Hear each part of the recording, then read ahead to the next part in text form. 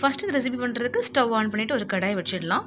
அதில் கொஞ்சமாக எண்ணெய் சேர்த்த பிறகு 3 பெரிய வெங்காயம் வந்து சின்ன சின்ன பீஸாக கட் பண்ணி சேர்த்துருக்கேன். அது சீக்கிரம் வதங்கிறதுக்காக கொஞ்சமாக உப்பு சேர்த்து அதை வதக்கி விடலாம். வெங்காயம் இந்த அளவுக்கு பொன்னேரான பிறகு நம்ம இஞ்சி பூண்டு பேஸ்ட்டு சேர்த்துடலாம். என்னுடைய வீடியோவை நீங்கள் ரெகுலராக பார்க்குறவங்களா இருந்தீங்கன்னா இஞ்சி பூண்டு பேஸ்ட்டு கூடவே நான் ஹோல் கரம் மசாலா ஐட்டமும் சேர்த்து அரைச்சிடுவேன்.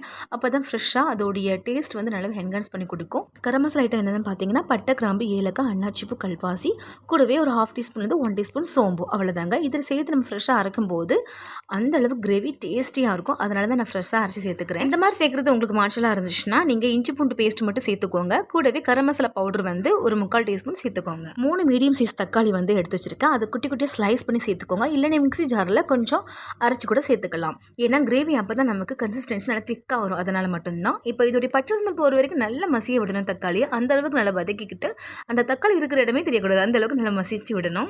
தக்காளி இந்த அளவுக்கு வதங்கின பிறகு கொஞ்சமாக மஞ்சத்தூள், 3 டீஸ்பூன் மல்லித்தூள், 2 டீஸ்பூன் மிளகாத்தூள் சேர்த்துருக்கேன். அதாவது காரத்துக்கு தகுந்த மாதிரி சேர்த்துக்கோங்க. வேறு எந்த தூளும் சேர்க்க தேவையில்லை. சீரகத்தூள் தேவைப்பட்டால் நீங்கள் ஒரு 1/2 டீஸ்பூன் சேர்த்துக்கலாம். ஏன்னா நம்ம கரம் மசாலா அரைக்கும் போதே அதில் சோம்பு வந்து அரைச்சிருக்கோம். அதனால சீரகத்தூள் கம்மியாக சேர்த்துக்கிட்டா ஓகே. இப்போ உங்கள் கிரேவிக்கு தகுந்த மாதிரி தண்ணி கொஞ்சமாக சேர்த்து அதை மிக்ஸ் பண்ணி விட்டு நல்லா கொதிக்க விடுங்க. இறால் சேர்க்கறதுக்கு முன்னாடி மசாலா பச்சைத்தனமெல்லாம் போச்சான்னு செக் பண்ணிவிட்டு அதாவது ஒரு 10 நிமிஷம் நல்லா கொதிக்க விட்ட பிறகு அதுக்கப்புறம் தான் நீங்கள் இறாலை சேர்த்துக்கணும். ஏன்னா இறால் வேகிறதுக்கு ரொம்ப டைம் ஆகாது.